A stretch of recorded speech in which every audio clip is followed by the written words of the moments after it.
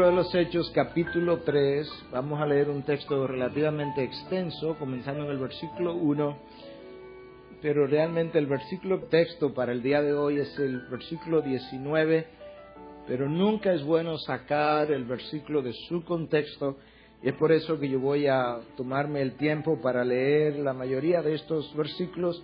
El 9 y el 10 lo vamos a dejar fuera, el 17 y el 18 también, y el resto del 1 al 9 lo vamos a leer por completo. Versículo 1, capítulo 3 del libro de los Hechos. Y cierto día, Pedro y Juan subían al templo a la hora novena, la de la oración. Y había un hombre cojo desde su nacimiento, al que llevaban y ponían diariamente a la puerta del templo, llamada La Hermosa, para que pidiera limosna a los que entraban al templo. Viendo a Pedro y a Juan que iban a entrar al templo, les pedía limosna. Entonces Pedro, junto con Juan, fijando su vista en él, le dijo: míranos. Y él los miró atentamente, esperando recibir algo de ellos. Pero Pedro dijo: no tengo plata ni oro, mas lo que tengo te doy. En el nombre de Jesucristo, el Nazareno, anda. Y haciéndolo de la mano derecha, lo levantó al instante, sus pies y tobillos cobraron fuerza. Y de un salto se puso en pie y andaba. Entró al templo con ellos, caminando, saltando y alabando a Dios. Versículo 11. Y estando él asido de Pedro y de Juan, todo el pueblo, lleno de asombro, corrió al pórtico llamado de Salomón, donde ellos estaban. Al ver esto, Pedro dijo al pueblo: varones israelitas, ¿por qué os maravilláis de esto? ¿Por qué nos miráis así, como si por nuestro propio poder o piedad lo hubiéramos hecho andar? El Dios de Abraham, de Isaac y de Jacob, el Dios de nuestros padres, ha glorificado a su siervo Jesús, al que vosotros entregasteis y repudiasteis en presencia de Pilato, cuando éste había resuelto ponerle en libertad. Mas vosotros repudiasteis al santo y justo, y pedisteis que se os concediera un asesino. Y disteis muerte al autor de la vida, al que Dios resucitó de entre los muertos, de lo cual nosotros somos testigos. Y por la fe en su nombre, es el nombre de Jesús lo que ha fortalecido a este hombre, a quien veis y conocéis, y la fe que viene por medio de él, le ha dado esta perfecta sanidad en presencia de todos vosotros. Versículo 19 y texto de hoy. Por tanto, arrepentíos y convertíos, para que vuestros pecados sean borrados, a fin de que tiempos de refrigerio vengan de la presencia del Señor. Arrepentíos y convertidos. He querido he querido darle el título a este mensaje de esta manera. Y entonces, ¿cómo evangelizaremos? Y la razón por la que yo he querido hacer esto es porque ciertamente yo creo que la iglesia de hoy en día necesita revisar profundamente y minuciosamente la manera como ha venido evangelizando. Cuando nosotros revisamos la historia de la iglesia, nos damos cuenta que el primer sermón de Pedro resultó en 3,000 nuevos creyentes. Este sermón es el segundo en apenas pocos días. Y si tú continúas leyendo 3, 4 versículos más adelante, te das cuenta que el texto dice que ya para el final de ese segundo sermón, con los que se convirtieron ese día, el número de los hombres, de los varones, ascendía a 5,000 personas. Hombres solamente, sin mujeres ni niños. Y esas conversiones produjeron cambios significativos en el modo de vida, en el estilo de vida, y eventualmente incluso en todo el imperio romano. Y yo hago esa introducción porque algo está ocurriendo en América Latina en los últimos 40 o 50 años, donde ha habido un gran movimiento de evangelización que ha sido llevado a cabo por múltiples organizaciones. Quizás de las más conocidas está la Cruzada Estudiantil y Profesional para Cristo, las Cruzadas de Billy Graham, cuando fueron traducidas, las Cruzadas de Luis Palau. Y se nos dice que el porciento o la tasa de conversión, de crecimiento del movimiento protestante en América Latina triplica la tasa de natalidad. En otras palabras, cada 24 horas hay más evangélicos en América Latina que niños naciendo. Y yo me pregunto, ¿cómo es posible que nosotros tengamos un continente más evangélico con más homicidios, más asalto, más robo, más violaciones, mayor inmoralidad? Quizá eso concuerda con una publicación en uno de los periódicos cristianos de Estados Unidos que decía que la religión estaba ganando terreno, pero que la religión estaba ganando más adeptos al mismo tiempo que la inmoralidad iba en aumento. Y uno se pregunta, ¿cómo es que un país como Guatemala, que se dice tener un 60-70% de evangélicos, tiene de los índices más altos de robos, crímenes, violaciones y demás?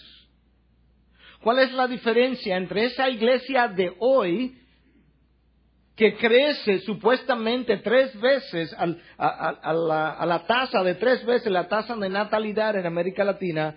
¿Cómo es que esa iglesia no puede ver los cambios sociales que vio la iglesia en los años pasados? Y yo creo que eso es lo que hace que yo tenga y que nosotros tengamos que hacernos la pregunta, y entonces, ¿cómo evangelizaremos? ¿Qué es lo que esa iglesia predicó, enseñó, enfatizó, hizo, y lo que esta iglesia no enfatiza, no hace, no predica, que quizás sea la responsable de esas diferencias?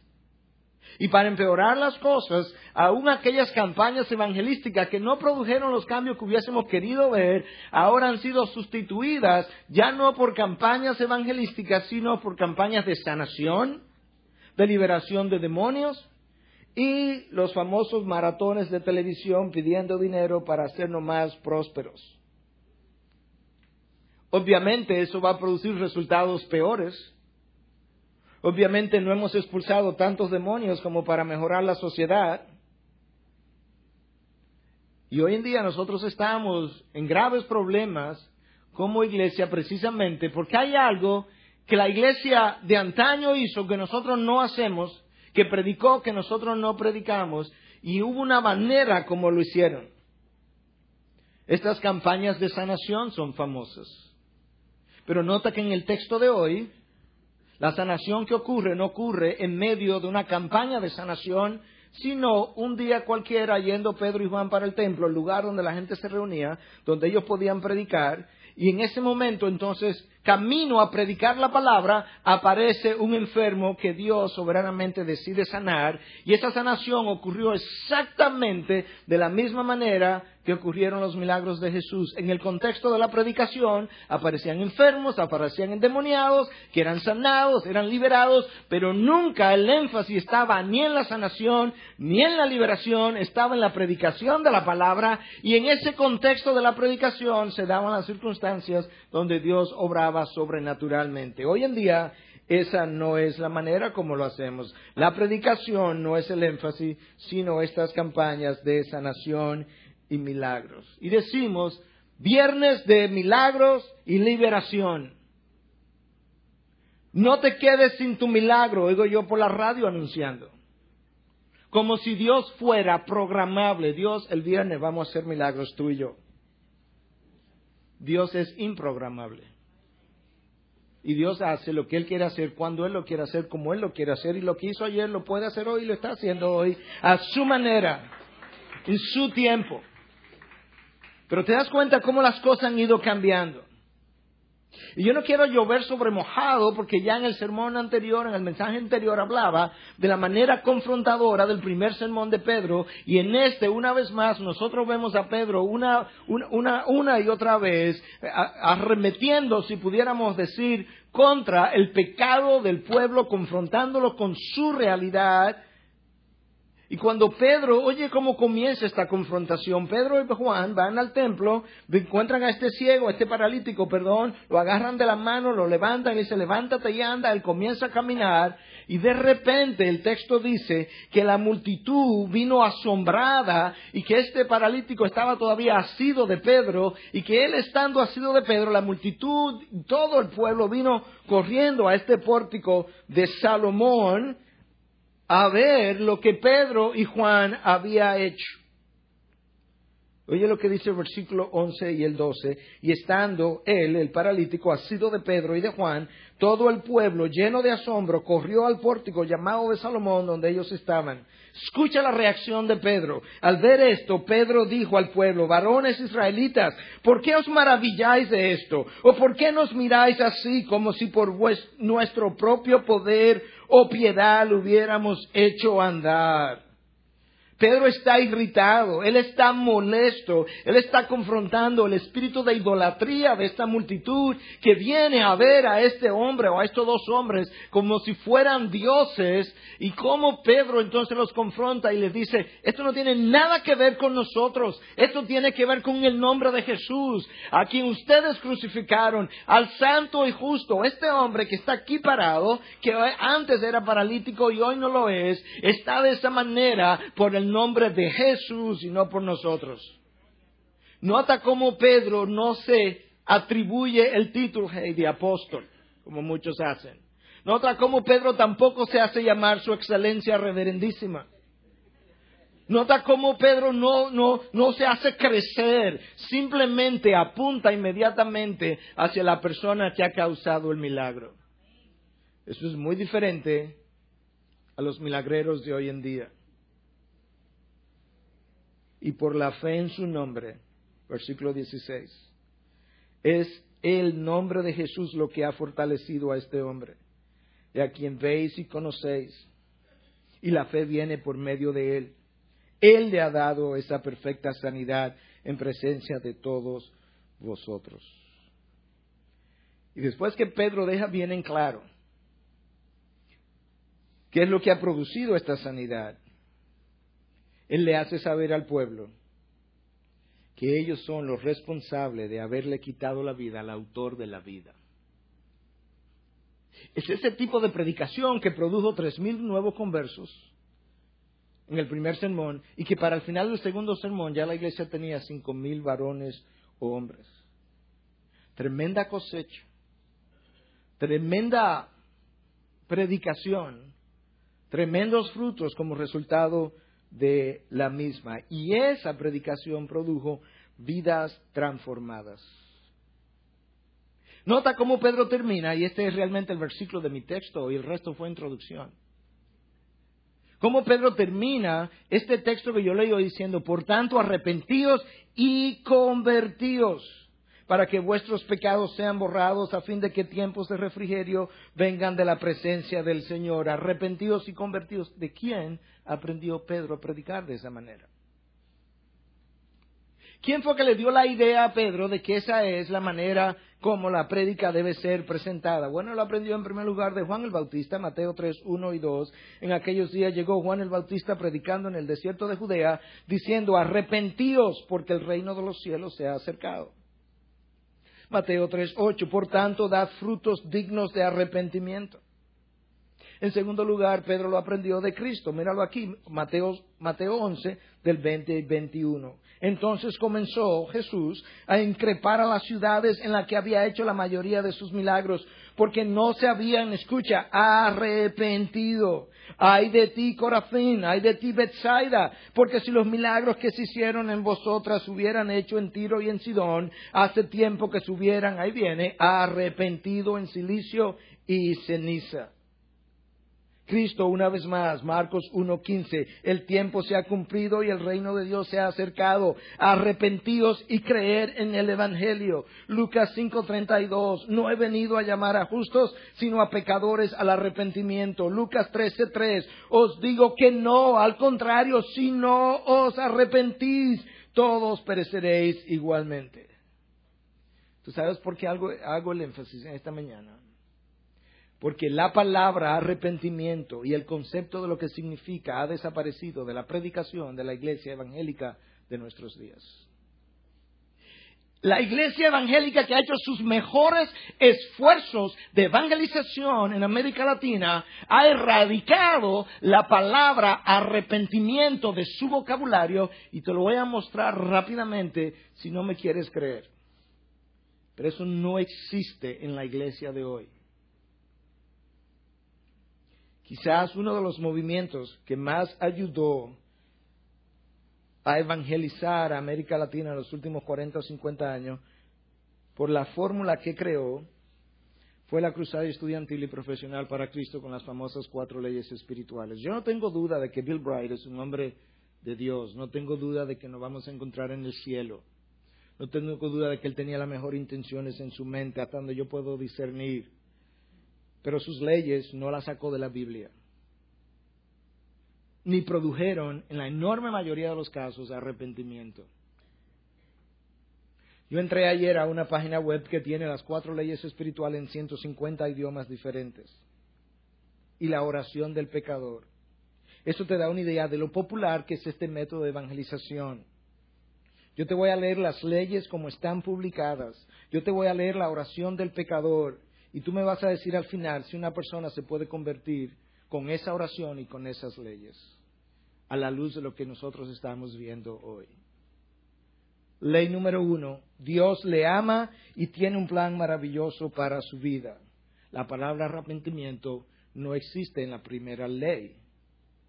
Dios le ama y tiene un maravilloso plan para su vida. Como dice Paul Washer, el narcisista de hoy en día dice, Dios me ama y yo también. Dios tiene un plan maravilloso para mi vida y yo también tengo uno para mi vida.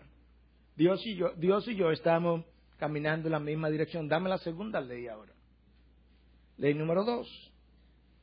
El hombre es pecador y está separado de Dios, por lo tanto no puede conocer ni experimentar el amor y el plan de Dios para su vida. Satanás sabe eso, pero eso no lo ha ayudado.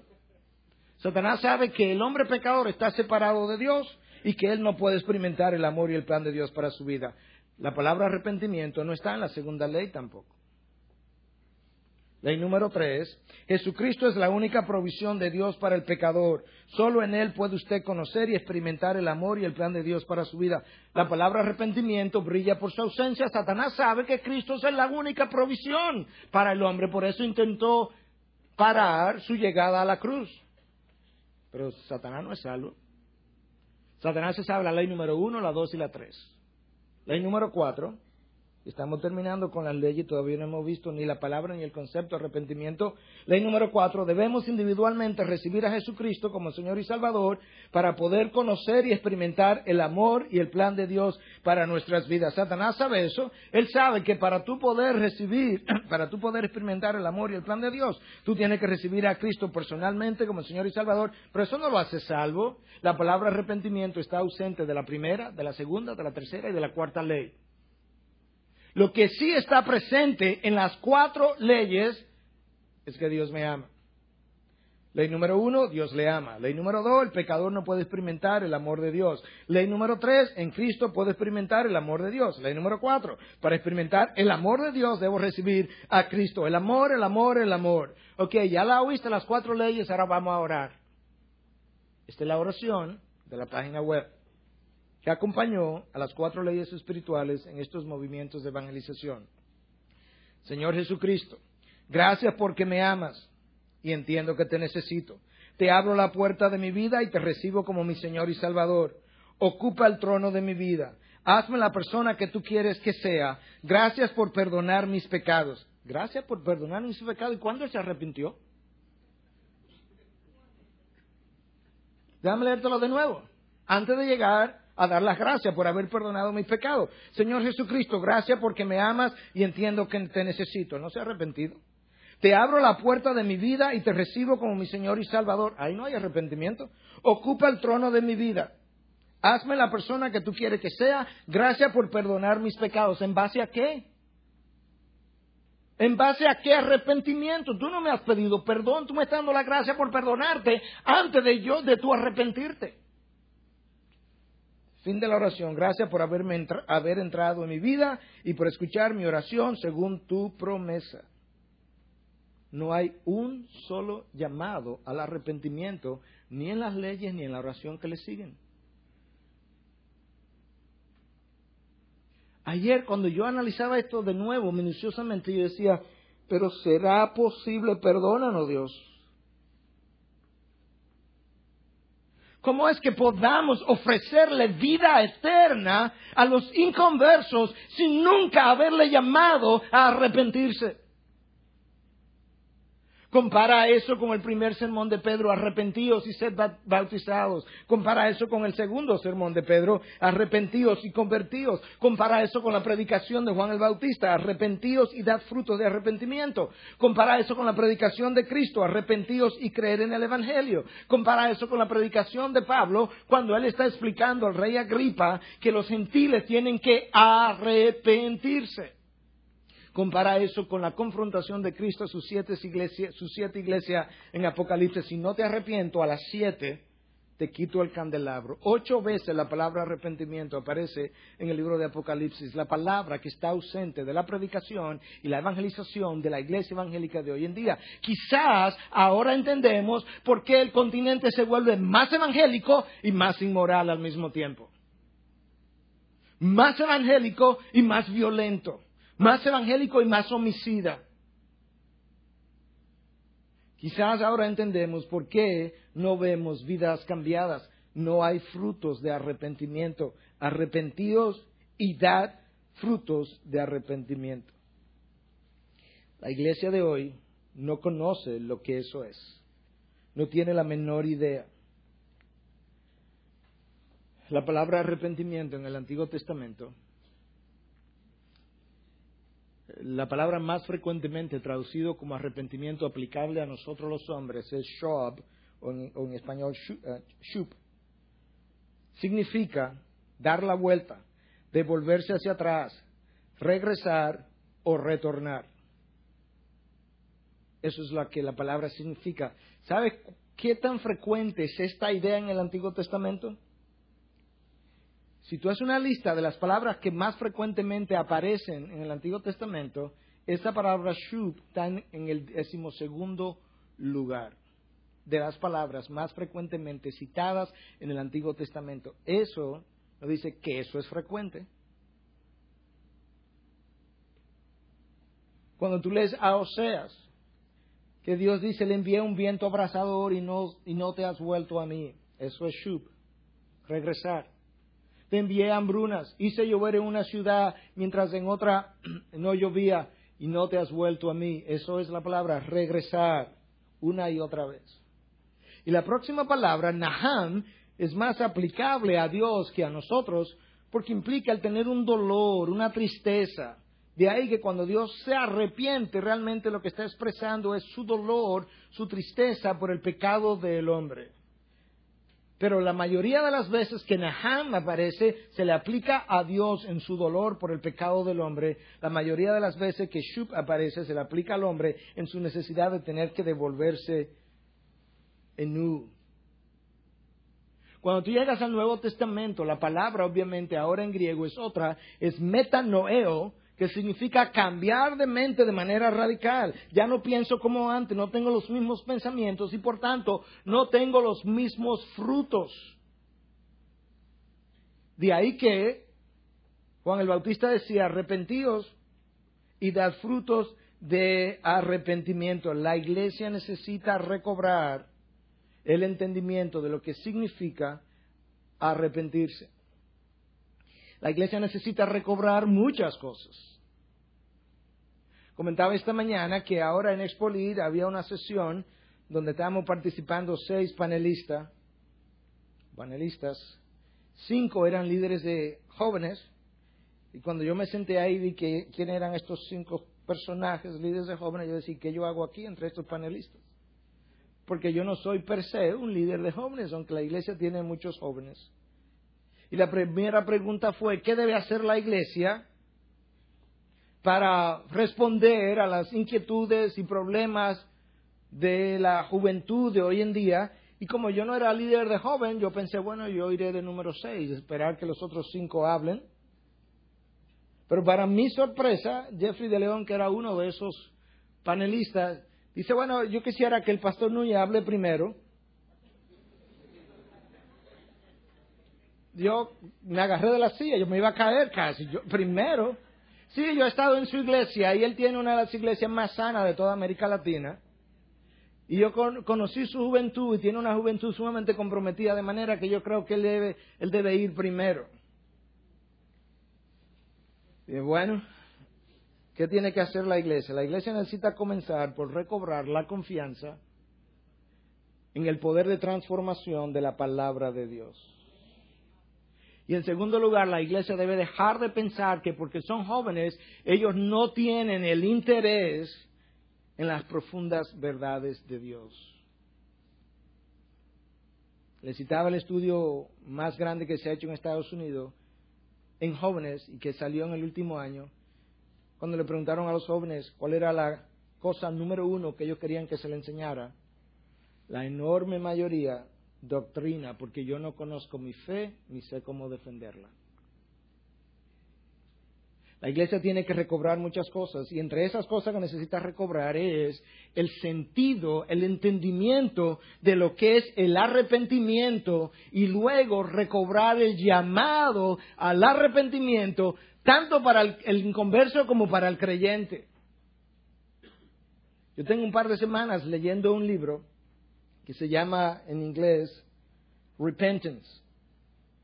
El libro tiene pocos años, fue publicado en el año 2002, escrito por Richard Owen Roberts. A mí no me cabe la menor duda que este libro se va a convertir en un clásico de la literatura cristiana. Es así de impactante. 350 páginas discutiendo lo que es el arrepentimiento y lo que no es el arrepentimiento. Y habiendo sido impactado por ese autor, yo quiero darle crédito porque él menciona en uno de los capítulos 7 mitos del arrepentimiento. Yo voy a citar 4 o 5, voy a hacer mis propios comentarios, pero no hay duda de que él ha sido mi inspiración con relación a estos mitos. Y el primer mito que él menciona es que el experimentar dolor o tristeza o el llanto es igual al arrepentimiento. Ese dolor, esa tristeza con frecuencia es expresada en llanto, pero ni el dolor, ni la tristeza, ni el llanto son necesariamente evidencias del arrepentimiento. Yo te voy a hacer una ilustración, una historia que mi esposa y yo vivimos, y ella está aquí y no me deja mentir. Un colega en Estados Unidos, con quien yo tenía una relación muy cercana, comete adulterio. Yo voy durante las horas de trabajo, lo saco donde él estaba, lo meto en una habitación, lo confronto con su pecado, ya era al final del día, y él dice, ¿y entonces qué tú crees que yo debo hacer? Y dice, bueno, de aquí debemos salir para donde tu esposa, a pedirle perdón por lo que has hecho. De alguna manera, mi esposa y yo nos juntamos en la casa junto con él y su esposa. Nos fuimos a su habitación. Yo casi lo puedo ver, está en la esquina de la cama. Él se arrodilla, llorando, con hipíos. Mojó mis zapatos de llanto. Esto no es hiperbólico, esto es real. Mojó la sábana, lloró y lloró y lloró y pidió perdón a su esposa. Nos pidió perdón a mí y a mi esposa. Le pidió perdón a Dios. Wow. Gracias a Dios. Yo creía que iba a ser más difícil. Vámonos, Katy. Llegamos a la casa, media hora después, ¡rin! La esposa, en llanto. Mi esposo se acaba de ir con la misma mujer con que él había estado en las últimas semanas. No lo puedo creer. Sí, créelo.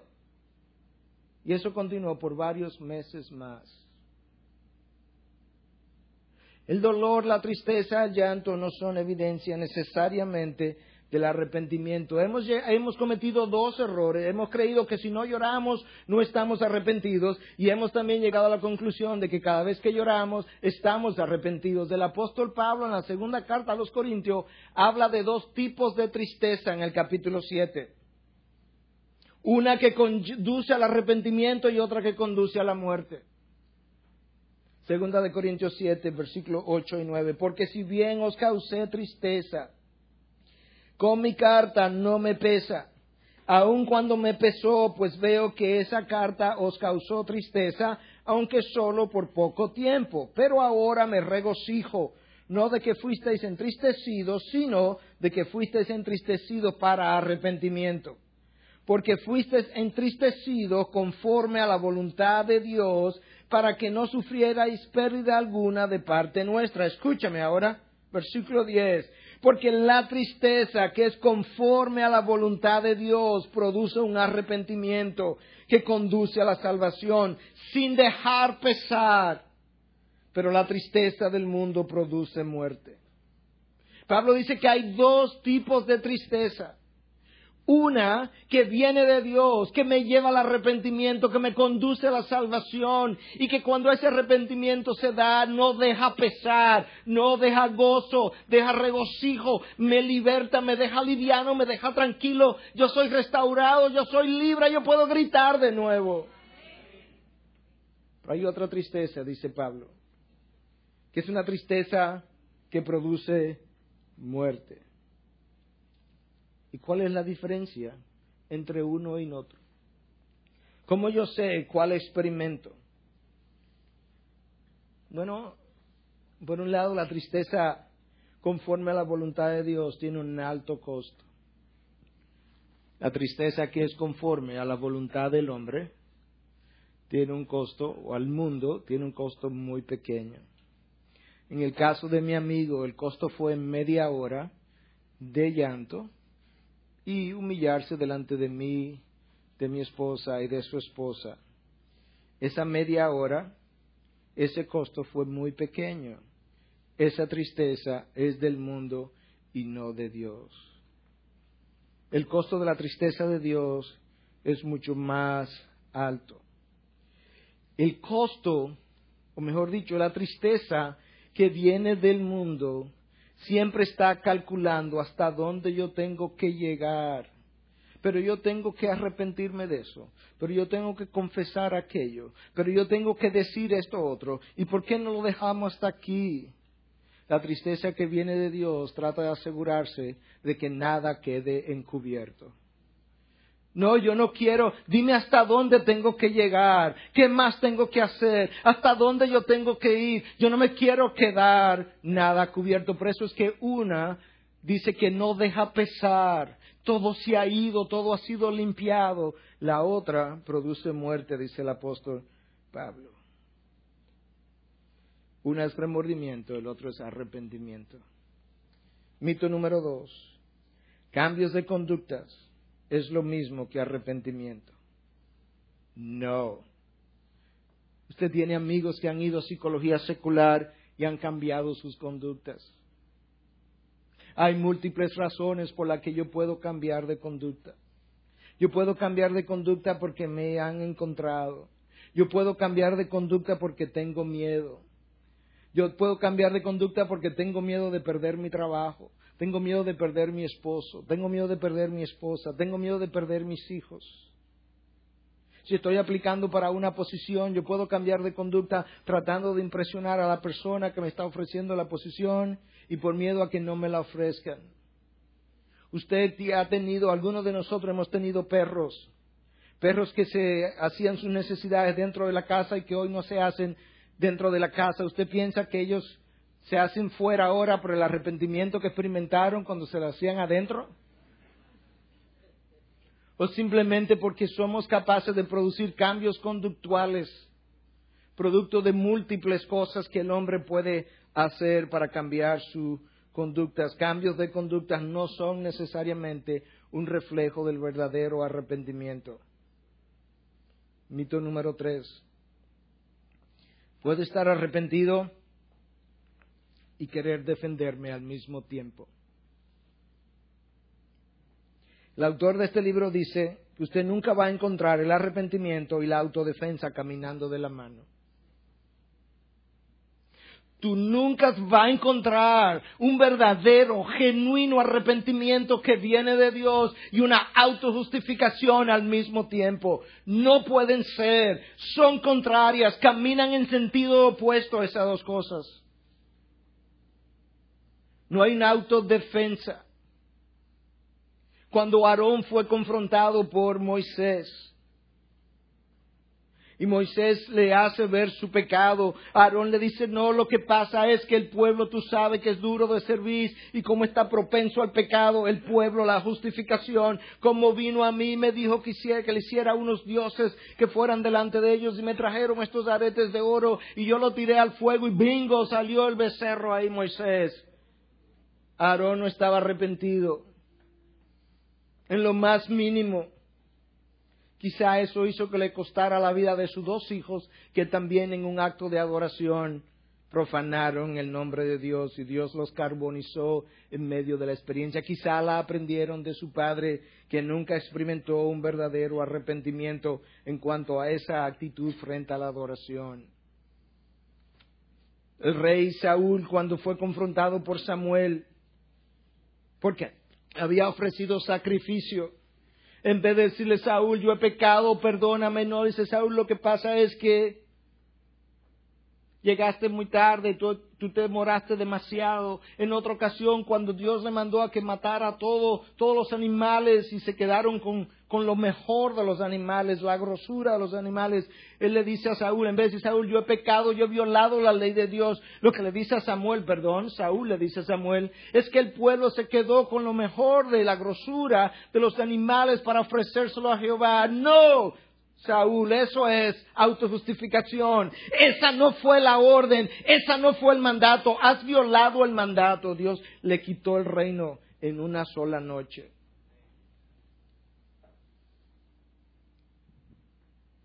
El arrepentimiento y la autojustificación nunca lo encontrarás de la mano. Mito número 4. O antes de entrar al número 4, tú quieres un buen ejemplo de un hombre que cuando fue confrontado con su pecado, confesó y se arrepintió sin nunca defenderse. Escúchalo, Salmo 51, verso del 1 en adelante. Ten piedad de mí, oh Dios, conforme a tu misericordia, conforme a lo inmenso de tu compasión, borra mis transgresiones, lávame por completo de mi maldad y límpiame de mi pecado, porque yo reconozco mis transgresiones y mi pecado está siempre delante de mí. Contra ti solo he pecado y he hecho lo malo delante de tus ojos, de manera que eres justo cuando hablas y sin reproche cuando juzgas. Oh Dios, perdóname, decía David. Eres justo cuando me juzgas. Eres sin reproche cuando tú hablas. Yo he pecado contra ti. No tengo justificación, oh Dios. Nuestras autodefensas hablan de que aún estamos tratando de explicar el pecado. Mito número 4. El arrepentimiento puede ser selectivo. Me arrepiento de esto y luego me arrepiento de aquello otro. No. El arrepentimiento es completo o no es arrepentimiento. ¿Conoce la historia que te he contado de aquel hombre que no pagó sus impuestos y no podía dormir? Le escribió una carta al director de impuestos internos. Querido director, tengo varios meses sin dormir. Le pido perdón. Aquí le estoy enviando un cheque. Y si después no puedo dormir aún así, entonces le enviaré el resto.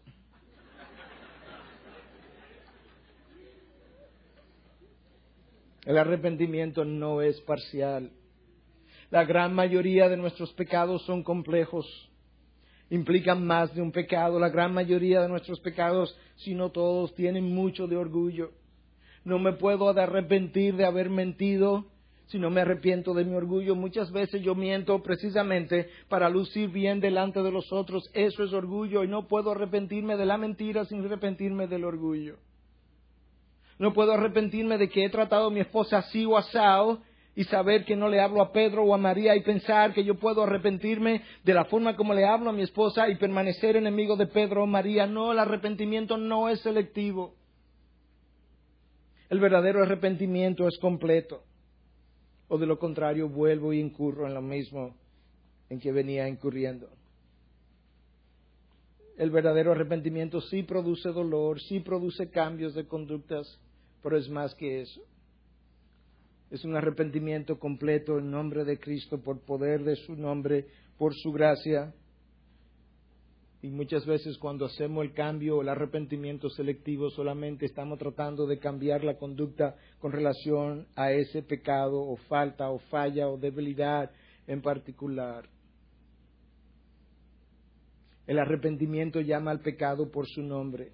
No lo llama a mi temperamento sanguíneo, colérico, flemático, melancólico, como tú quieras. No le llama debilidad del temperamento, se llama pecado.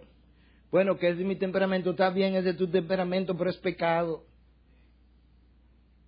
No importa si soy yo quien lo llame de otra manera, sigue siendo pecado, estoy errado cuando lo llamo de esa otra manera. La razón por la que muchas veces no puedo eliminar mi pecado es porque lo sigo atribuyendo a mi temperamento. Y le sigo dando un nombre que Dios nunca ha elegido. Mito número 5. El arrepentimiento elimina las consecuencias. No necesariamente. Infracciones de la ley llevan a consecuencias. David se arrepintió genuinamente. Lo acabo de usar en el Salmo 51 como un ejemplo de alguien que genuinamente expresó el dolor y el deseo de arrepentirse delante de Dios. Y el mismo día en que David se arrepiente de corazón, Dios le dice a través de Natán: pero la espada nunca se apartará de tu casa, David. Lo que hiciste en privado con Betsabé ocurrirá a la luz del público con tus 10 mujeres. Si me monto en un carro en el volante y me emborracho y tengo un accidente y me fracturo la pierna, yo me puedo arrepentir y nunca más volver a beber, pero mi pierna sigue rota. Si en ese mismo accidente yo le quito la vida a una persona, yo me puedo arrepentir con lágrimas genuinas y más nunca volver a beber, es más nunca volver a manejar un carro, pero la persona sigue muerta. El arrepentimiento no necesariamente elimina mis consecuencias. Lo que sí hace el arrepentimiento es evitar que nuevas consecuencias vengan a mi vida. Pero eso es diferente. Y esas consecuencias de la fractura de un hueso, de la fractura o de la muerte de una vida, a veces tienen la misma explicación en una relación, en el aspecto espiritual, en el aspecto emocional, etcétera, etcétera. Hay otros mitos, pero yo creo que con esos nosotros ilustramos cuán errado ha estado la iglesia de hoy en día cuando ha ido a evangelizar. No solamente que la palabra arrepentimiento no existe en el vocabulario del llamado a recibir a Cristo, sino que cuando suele aparecer ni siquiera tiene el contexto, la definición bíblica de lo que es ciertamente un verdadero arrepentimiento. Y como iglesia nosotros, la iglesia de hoy en día es culpable delante de Dios de predicar un mensaje de salvación que con frecuencia ha llevado a la condenación y no a la salvación. Yo puedo creer esas 4 leyes, yo puedo pronunciar esa oración del pecador, y si yo nunca me he arrepentido, yo no voy a la salvación, yo voy a la condenación, hermanos. El vocabulario de Cristo, el vocabulario de Juan el Bautista, el vocabulario de Pedro, el vocabulario de Pablo era arrepentíos. No invitar. Todo el mundo quiere invitar a Dios. ¿Quién no quiere tener a Dios a su lado? Este acto de salvación no tiene que ver con Dios en ese sentido, tiene que ver conmigo que estoy perdido. Entonces yo no comienzo por invitarlo, yo comienzo por arrepentirme yo. Que después que yo me arrepienta, Él vendrá sin tener yo que invitarlo. Dios quisiera venir a mi vida, pero no sin arrepentimiento. Y si en alguna ocasión, y posiblemente ha habido más de una ocasión, yo he hecho ese llamado y no he dejado claro que hay necesidad de arrepentirse delante de Dios y delante de ustedes, yo le pido perdón a Dios.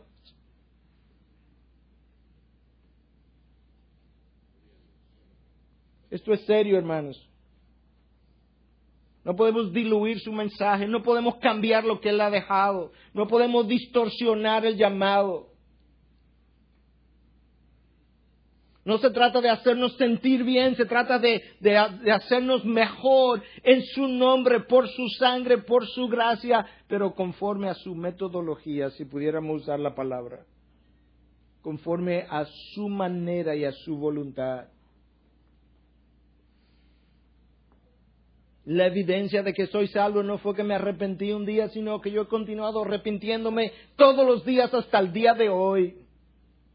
Que cada vez que encuentro uno de mis malos caminos, vuelvo y me devuelvo en la dirección contraria. Y mañana vuelvo y me devuelvo en dirección contraria. Y pasado vuelvo y me devuelvo en dirección contraria hasta que yo entre en gloria. No es un día de arrepentimiento, es un estilo de vida de arrepentimiento. La iglesia de hoy en día se ha desviado. Y ese mensaje y ese llamado no lleva al cambio. Somos culpables de amar gente hasta llevarlo a la condenación, hasta el propio infierno. Le amamos tanto, Dios te ama y yo también, Dios te ama y yo también, Dios te ama y yo también, que lo llevamos hasta las mismas puertas del infierno y lo entregamos ahí amándolo, pero nunca le hemos dicho tienes que arrepentirte. Arrepentidos y convertidos. Y después de ese segundo sermón hay 5,000 hombres, varones, sin contar hembras ni niños, que formaban parte de la iglesia y que Dios había añadido a la iglesia. El texto de los Hechos dice, Dios añadía cada día a aquellos que iban siendo salvos. No era Pedro que decía, otro miembro más, fírmalo ahí, otro miembro más. Dios añadía cada día a aquellos que estaban siendo salvos. De manera que eso eran verdaderamente salvos porque Dios lo añadía.